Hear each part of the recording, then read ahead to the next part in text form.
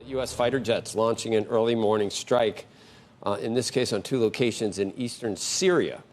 The Pentagon says both were linked to Iran's Revolutionary Guard. The move's in response to a string of drone and missile attacks against U.S. bases and personnel in the region that began early last week, killing at least one U.S. citizen and injuring at least 20 more. The Pentagon says the U.S. does not seek any escalation of the conflict and described these strikes as separate and distinct from the ongoing conflict between Israel and Hamas. But you'd have to think it's somewhat related. And you have seen a change in tone from the Biden administration on whether Iran, how directly involved Iran was in the Hamas atrocities. Although they are saying with this attack or with this planned thing that they went through with this strike, that it is not related. I don't believe it. I don't believe it either. I don't believe it either. Yeah. But they are going out of their ways to try and say it's not related because they are trying so hard to keep this from expanding. Right.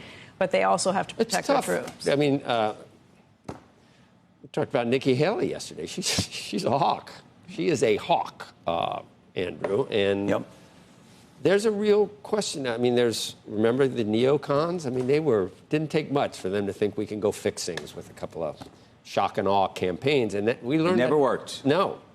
Now we're back to arguing from the other side that an America that isn't around causes these things to happen if they know we're not there to keep the. Right, I'm not sure that's the answer either. I know.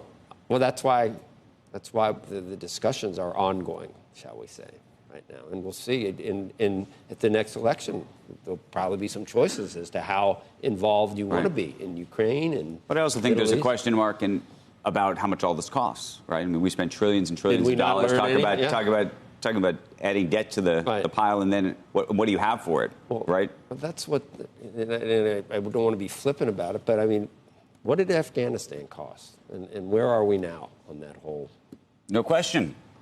There's no question. Maybe to a lesser extent Iraq, but cost a lot with very little payoff. The questions then become, what do you say to an Israel? What do you say to a Ukraine when they are asking for aid and for help? And there's a difference. And they've been attacked by somebody else who came into their own sovereign territory. The real costs in Iraq and Afghanistan obviously weren't monetary either. Yeah, lost limbs and lives, and that's not the case yet with any of these other conflicts. God, please.